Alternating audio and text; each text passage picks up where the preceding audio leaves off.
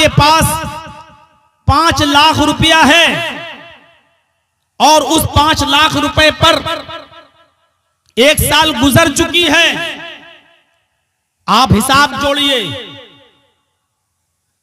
और हिसाब ऐसे जोड़िए कि जो सबसे कमतर निसाब का दर्जा है वो आपके पास पूरा हो रहा है कि नहीं हो रहा है।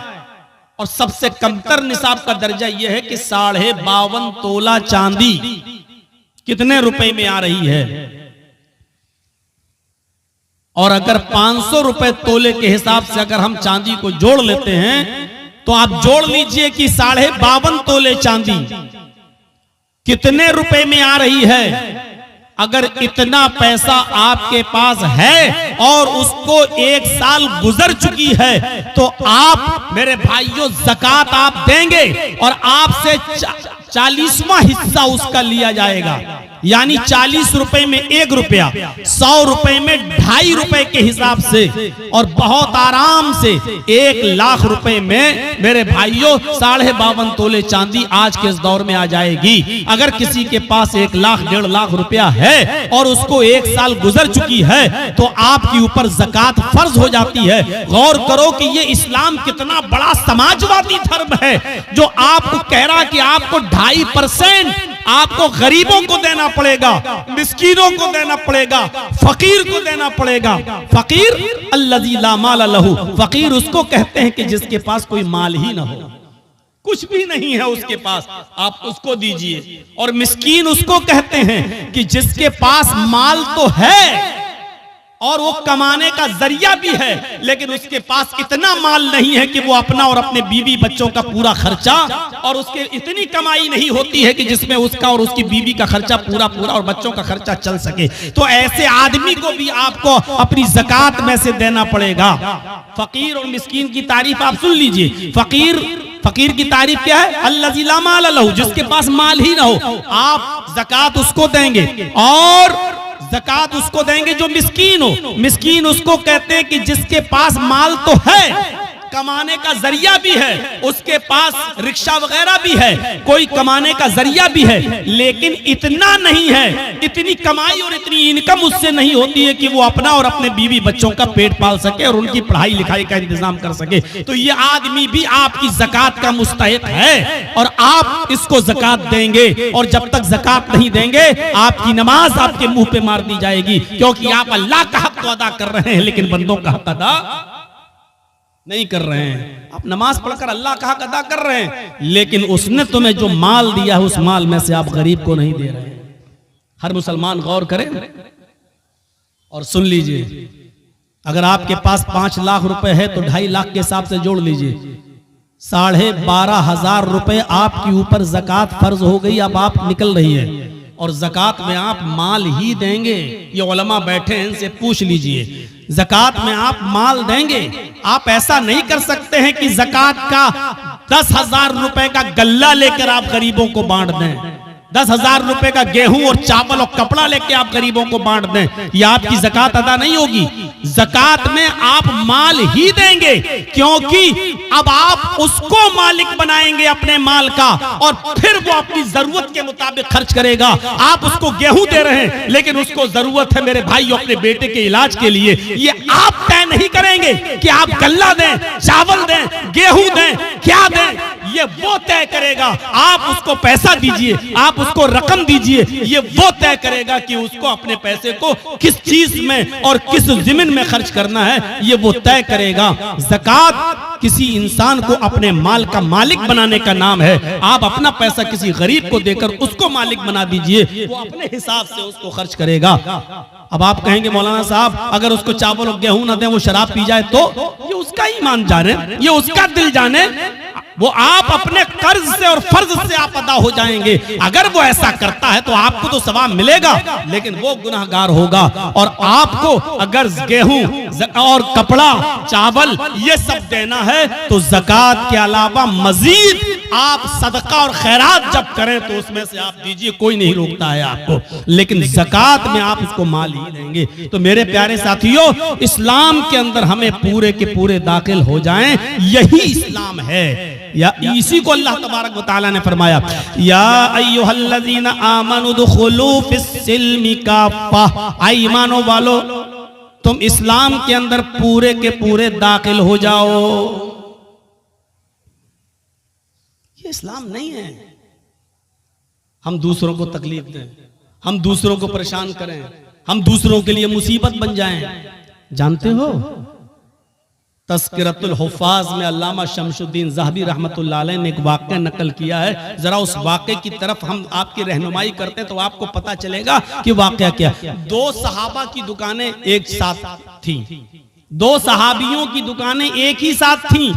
होता है इधर भी चाय की दुकान, इधर भी चाय की दुकान, होता है इधर भी मोबाइल की दुकान, आपके पड़ोस में भी मोबाइल की दुकान, कंपटीशन चल रहा है।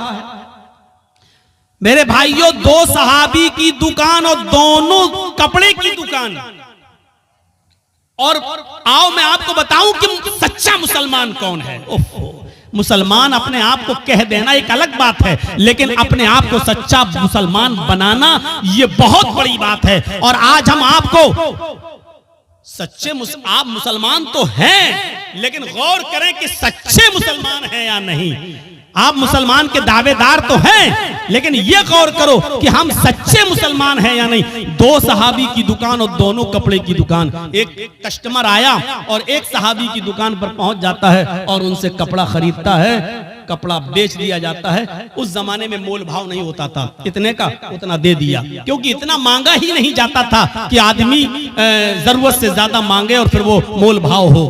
और आज भी ये इंडियन पाकिस्तानी लोग जो सऊदी अरब में अंदर जो आज पहुंच गए, इन लोगों ने माहौल खराब करके रख दिया है वहां पर। वरना सऊदी अरब के अंदर भी मोल भाव नहीं हुआ करता था, जितना मांगा उतना दे दिया गया, क्योंकि वो ना ज्यादा डिमांड करते थे और ना ज्यादा पैसे। ये यहाँ के और पाकिस्तानी, बांग्लादेशी और इन लोगों ने जाकर वहां पर अपना इंडिया और पाकिस्तान वाला एशिया का फार्मूला इस्तेमाल किया कि ज्यादा मांगो, कम होते होते फिर हम इतने पे आ जाएंगे। तो ये अब चलने लगा है, पहले नहीं चलता था। मेरे प्यारे साथियों, उन दो सहाबियों की दुकान करीब करीब में थी। एक कस्टमर आया और उसने कपड़ा खरीदा और कपड़ा लेकर चला गया। थोड़ी देर के बाद दूसरा कस्टमर आया, वो भी इसी दुकान पर आया, उसने भी एक कपड़ा खरीदा और चला गया। थोड़ी देर के बाद एक तीसरा शख्स आया, वो भी इसी दुकान पर आया और उसने भी कपड़ा खरीदा और चला गया। थोड़ी देर के बाद चौथा कस्टमर इसी दुकान पर आता है, लेकिन दुकान वाला भी ये सोच रहा है, या अल्लाह मेरे पास तो 3 कस्टमर आ चुके हैं, मेरी इनकम तो इतनी हो चुकी है कि आज जो कमाई मुझे हासिल हुई, जो प्रॉफिट हुई, जो मुनाफा हुआ, जो लाभ हुआ, आज मेरे घर का चूल्हा जल जाएगा और मेरे बीवी बच्चे आज पेट भर कर खाना खा लेंगे। लेकिन मेरे पड़ोस में जो कपड़े की दुकान खोले हुए मेरा भाई, एक मुस्लिम भाई, मेरे ही बिरादरी का एक भाई जो दुकान खोले हुए, उसके पास एक भी कपड़ा नहीं बिका है, उसकी भी बीवी है, उसके भी बच्चे हैं। अगर आज उसका कपड़ा नहीं बिका तो उसके घर में चूल्हा कैसे जलेगा, उसके घर में खाना कैसे बनेगा। वो भी कसीरुल अयाल है, उसके भी बच्चे हैं, ज्यादा बेटे बेटियां हैं, उसके घर में भी चूल्हा जलना चाहिए। तो इस सहाबी ने चौथे कस्टमर से कहा, जो कपड़ा तुम खरीदना चाहते हो वो कपड़ा मेरे पास खत्म हो गया है, उससे भी अच्छी क्वालिटी का कपड़ा मेरे फला भाई की दुकान पर है, तुम पड़ोस में जाकर खरीद लो। इस आदमी को उसने उस दुकान की तरफ रेफर कर दिया और उस आदमी ने कपड़ा बेच दिया। थोड़ी देर के बाद एक और कस्टमर आया, इस सहाबी ने उस कस्टमर को भी उसकी दुकान पर भेज दिया और फिर नमाज पढ़ने के लिए चला गया। असर की नमाज का वक्त था, जब वो असर की नमाज पढ़ रहा था तो कह रहा था, इलाहुल आलमीन, झूठ बोलना तेरे नबी के कानून के खिलाफ है, तेरे नबी के फरमान के खिलाफ है। आय अल्लाह, मैंने झूठ बोला है, मुझे माफ कर देना। आए मेरे परवरदिगार, मेरे पास वो कपड़ा मौजूद था, लेकिन मेरे भाई की हमदर्दी ने मुझे अंदर से झिझोड़ दिया है, इसलिए मैंने ये कह दिया है कस्टमर से कि वो कपड़ा मेरे पास नहीं, मेरे भाई के पास है। आय अल्लाह, मेरे इस झूठ को तू झूठ में मत लिखना, क्योंकि तू अच्छी तरीके से जानता है कि मेरी नीयत झूठ बोलने की नहीं थी, बल्कि अपने भाई की हमदर्दी करने की थी, और मैं इसमें कामयाब हुआ। आय अल्लाह, अगर तुझे मेरी ये नेकी पसंद हुई हो तो तू इस नेकी को कबूल फरमा ले। आज के कंपटीशन के दौर में अपने गरीबानों के बटन खोलकर झांको और बताओ ऐसा दुकानदार आज के जमाने में कौन है और कौन यहां से खड़ा होकर कह सकता है कि हम पक्के और सच्चे मुसलमान हैं। कोई एक उठकर बताए और ये कहे कि हम पक्के मुसलमान हैं और हम अपना कस्टमर दूसरे की दुकान पर भेज देते हैं, हम दूसरे के हमदर्द नहीं। दूसरे की दुकान पे आने वाला कस्टमर भी आप दूर से पुकार कर अपने पास बुला लेते हैं। अगर 2 रिक्शे वाले हैं तो 2 रिक्शे वाला, एक ने 20 मांगा, दूसरा कहता हो हमसे 15 दे देना, हमारे रिक्शे पर बैठ जाओ, वो और कम कर लेता है। आज के इस कंपटीशन के दौर में हर मुसलमान अपने गरीबानों में झांक कर देखे और बताए कि कौन पक्का मुसलमान। नाम तो है मोहम्मद जर्जीस, नाम तो है मोहम्मद अजहर, नाम तो है नसीम अहमद, नाम तो है मोहम्मद अकरम, नाम है। और नाम रखने से कोई आदमी मुसलमान नहीं हो जाता। अगर नाम से ही कोई आदमी मुसलमान होता तो अल्लाह की कसम अब्दुल्ला इब्ने उबय इब्ने सलूल जन्नत में जाता। मेरे भाइयों, अगर नाम से ही कोई आदमी मुसलमान होता तो जाने कितने लोग ऐसे हैं कि जिनके नाम इस्लामी थे और वो नबी अकरम के मुखालिफ थे और अल्लाह के रसूल ने उनको जहन्नम में जाने की बशारत दी है। मेरे प्यारे साथियों, नाम रख लेने से कुछ नहीं होता और नाम के हो जाने से कुछ नहीं होता। हर आदमी गौर करके देखे कि वो कितना पक्का मुसलमान। दूसरे की हमदर्दी का नाम ही तो इस्लाम है। इसीलिए तो अल्लाह के नबी सल्लल्लाहु अलैहि वसल्लम ने फरमाया कि वो आदमी मोमिन नहीं, वो आदमी मोमिन नहीं, वो आदमी मोमिन नहीं कौन? जो खुद पेट भर के खाना खा ले और उस दूसरा भाई उसका भूखा सो जाए। पड़ोसी, और पड़ोसी में कैद नहीं है कि मुसलमान नहीं, कोई भी हो। पड़ोसी का लफ्ज है, कोई भी हो पड़ोसी होना चाहिए, चाहे वो हिंदू हो, यहूदी हो, ईसाई हो, बुद्धिस्ट हो, जैनी हो, सिख हो, किसी भी मजहब से उसका ताल्लुक है। अगर वो भूखा सो गया तो याद रखिए कि आपकी नमाज आपके मुंह पे मार दी जाएगी। नमाज, हम तो नमाज भी पढ़ते हैं तो ऐसा लगता है जैसे अल्लाह के ऊपर बहुत बड़ा एहसान करके आ रहे हैं। मस्जिद से निकले, दाढ़ी पे हाथ फेरे, निकल, अस्सलाम वालेकुम, वालेकुम अस्सलाम, लग रहा है जैसे अल्लाह पर बहुत बड़ा एहसान करके आया है, अल्लाह पर बहुत बड़ा एहसान करके। और कुछ तो ऐसे हैं, हमसे कहे जर्जी साहब, जब से हमने नमाजें पढ़ना शुरू की तब से और रोजी रोटी में तंगी हो गई, पता नहीं चल रहा क्या है। इससे तो हम पहले जो नमाज नहीं पढ़ते थे, उसने ये नहीं कहा कि हम पढ़ना नहीं चाहते, उसने कहा मुझे वजह बताओ मौलाना साहब। मैं इनकार नहीं कर रहा हूं, मैं कहता हूं नमाज पढ़ना चाहिए, लेकिन जब से मैंने नमाज पढ़ना शुरू की तब से मेरे ऊपर और परेशानियां आना शुरू हो गई। मैं क्या करूं मौलाना साहब, आप बताइए। नमाज नहीं पढ़ता था तो खूब मिलती थी। हमने कहा आजमाइश किसका नाम है, इम्तिहान किसका नाम है? अल्लाह ताला ने कहा कि हम हर मुसलमान को आजमाएंगे, आजमाइश उसकी करेंगे। ये आजमाइश, ये इम्तिहान किस चीज का नाम है? और सोच कितनी बदल गई, सोच कितनी बदल गई। आज हम नमाज पढ़ रहे हैं और अगर रोजी रोटी में कमी हो जाए तो हम क्या कहते हैं? रोजी रोटी में कमी आ जाए तो हम क्या कहते हैं? यार जब से नमाज पढ़ रहा हूं हमारी रोजी रोटी तंग हो गई है, हमें बरकत नहीं हो रही है। और अल्लाह के नबी के जमाने में एक सहाबी इस्लाम लाए, एक शख्स इस्लाम लाया, सहाबी बन गया, और जब सहाबी बना तो नमाज शुरू कर दी। और जब नमाज शुरू की तो वो बकरियों का एक रेवड़ उनके पास हो गया, उसके बाद ऊंटों का रेवड़ हो गया, उसके बाद उनके पास लंबी चौड़ी रकम तैयार हो गई, बहुत अमीर आदमी हो गए।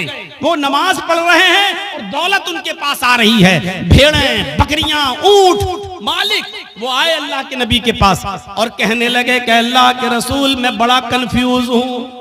जब मैं इस्लाम नहीं लाया था तो मैं बहुत गरीब था, और जब मैं इस्लाम लाया और नमाज पढ़ने लगा, जब से मैंने नमाजें पढ़ना शुरू की मेरे पास बकरियां आना शुरू हुई, भेड़ें आना शुरू हुई, ऊंट आना शुरू हुए, घोड़े आना शुरू हुए, खच्चर आना शुरू हुए, मेरे पास दौलत रुकने का नाम नहीं लेती है। अल्लाह के नबी ने फरमाया ठीक है, तुम्हारी इबादत की बरकत है, अल्लाह तुम्हें नवाज रहा है। उसने कहा नहीं, आए अल्लाह के नबी मैं ये सोच रहा हूँ, अल्लाह के रसूल मैं ये सोच रहा हूँ, कहीं अल्लाह मेरी इबादतों का सिला, अल्लाह मेरी नमाज का सिला, अल्लाह मेरी नमाज का बदला और नमाज का इनाम इसी दुनिया में तो मुझे नहीं दे रहा है, और आखिरत में कहीं हमें महरूम तो नहीं कर देगा।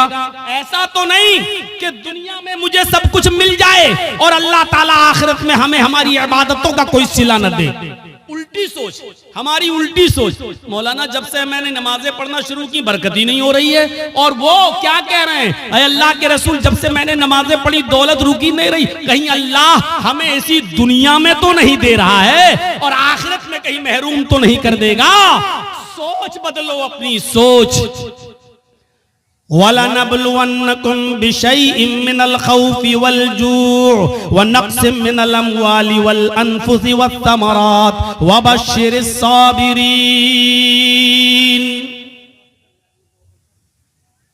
अल्लाह कहता हम तुम्हें आजमाएंगे। मुसलमानों सुनो, अल्लाह कहता हम तुम्हें आजमाएंगे। वलनबलुवन्नकुम बिशैइन मिनल खौफ, हम तुम्हें आजमाएंगे खौफ डालकर, ऐसे हालात पैदा कर देंगे कि तुम डरोगे। जैसे आज पूरे हिंदुस्तान के ही नहीं पूरी दुनिया के हालात पर आप नजर डालिए आप, और किसी एक जगह पर भी आप देख लीजिए कि मुसलमान जहां रहता है उस मुसलमान को कहीं अमन, कहीं शांति, कहीं सुकून उसको नजर आ रहा है। मुझे बताइए, ईरान के हालात देखिए, मुसलमान कहीं सुकून के साथ है। सीरिया के हालात देखिए, मुसलमान कहीं सुकून के साथ है। लेबनान के हालात देखिए, कहीं मुसलमान सुकून के साथ है। इराक के हालात देखिए, मुसलमान कहीं सुकून के साथ है।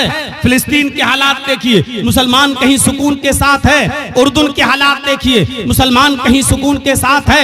मुझे दुनिया का कोई ऐसा चप्पा बताइए जहां मुसलमान रहता है और वहां सुकून के साथ हो। आप अपना पड़ोसी मुल्क देख लीजिए, मस्जिदों में बमबारी हो रही है, एक दूसरे को मार रहा और कत्ल कर रहा है।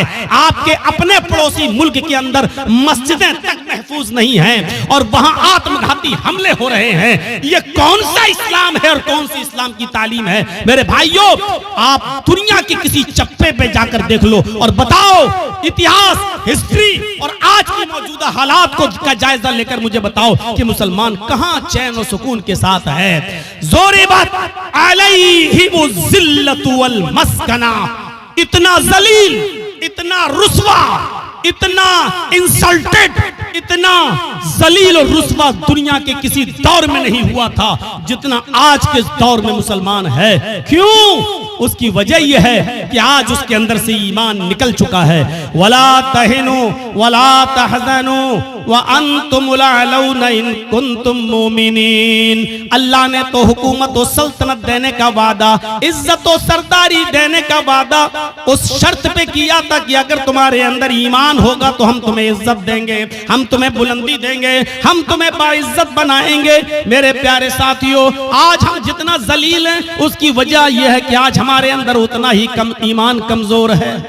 आज उतना ही ईमान कमजोर है आज हमारे अंदर। अभी कोई कह दे किसी का चेहरा देखकर, और मैंने ये दूसरों को तो छोड़ो, मैंने अपनों को देखा है। अपनों से मुराद समझ रहे हैं शेर शाह बिरादरी को, और भी खुल के कह दूं अहले हदीसों को। बस ऐसे ही, अरे बाप तुम्हारा चेहरे पे देखो बहुत मायूस परेशान नजर आते हो। देखिए धूल में लाठी मार रहे हैं, हकीकत में हमें कुछ नहीं मालूम।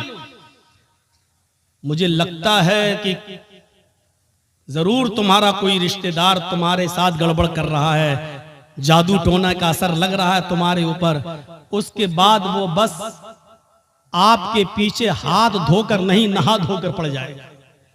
है मौलाना साहब आपको कैसे मालूम? बिल्कुल सही बात है मौलाना साहब, जितना पैसा आता है बचता ही नहीं है। हम कमाते बहुत हैं, एक दिन में 10,000 रुपए कमाते हैं, लेकिन घर आते आते हमारा कभी बेटा बीमार, कभी बीवी बीमार, कभी ये बीमार, कभी वो बीमार, एकदम चला जाता है। मौलाना बरकत नहीं हो रही है। आपने सही पहचाना है। अब मौलाना साहब को मौका मिल गया बकरा हलाल करने का। अब सही है, ये आदमी बस मेरे जाल में फंस गया। एक आदमी तो बाकायदा ऐसा मिला, कहने लगा कि बहुत अच्छी बात आपने कही है, इसका इलाज तो हो जाएगा लेकिन खर्चा बहुत पड़ेगा। उस बेचारे मजबूर आदमी ने कहा कि कितना खर्चा लगेगा मौलाना साहब? कि बहुत ज्यादा नहीं, बस दुनिया में 1,24,000 नबी आए, हर नबी के नाम पर 1 रुपया दे दो तुम्हारी मुसीबत हल हो जाएगी। अब सोचो कि हर नबी के नाम पर 1 रुपया देगा तो 1,24,000, यानी मौलवी साहब की डिमांड ये है कि 1,24,000 रुपया हमको दे दो, तुम्हारी मुसीबत दूर हो जाएगी। और इसको कम आंकने का अंदाज देखो, हर नबी के नाम पर 1 रुपया। अरे एक नबी के नाम पर 1 ही रुपया तो मांग रहे हैं। इससे पूछो कि ईमान तो तेरा मुहम्मदुर रसूलुल्लाह पर है, इकरार है कि अल्लाह ने और भी नबी भेजे हैं, ईमान तो मुहम्मदुर रसूलुल्लाह पर है। और इस बात पर भी ईमान है कि अगर वो सारे के सारे नबी के दौर में, किसी भी पैगंबर के दौर में अगर मुहम्मदुर रसूलुल्लाह आ जाते तो उस नबी को भी मोहम्मद पर ईमान लाना पड़ता, उस रसूल को भी मुहम्मदुर रसूलुल्लाह पर ईमान लाना पड़ता। जब उस रसूल की रिसालत मुहम्मदुर रसूलुल्लाह के आ जाने के बाद कल आदम है, मनसूख है, तो फिर उसके नाम पर तू पैसा कैसे मांग सकता है? उसके नाम पर तू रुपया कैसे मांग सकता है? उसके नाम पर तू पैसा की डिमांड कैसे कर सकता है? ये कोई सवाल अगर कर देगा तो कह देंगे वहाबी हो तुम, हट तुम यहां से। ये इतनी अकल तो वहाबियों के पास होती, तुम्हारे पास कहां से आ गई? मेरे साथियों, अल्लाह ने कहा या अय्युहल्लज़ीना वलनबलुवन्नकुम बिशैइन मिनल खौफ, हम खौफ डालकर भी तुम्हें आजमाएंगे। ये खौफ नहीं है तो और क्या है? आज के हालात पर जरा नजर डालिए, खौफ डालकर भी हम तुम्हें आजमाएंगे। वलजू, ऐसे हालात पैदा कर देंगे कि तुम भूखे रहने पर मजबूर हो जाओगे।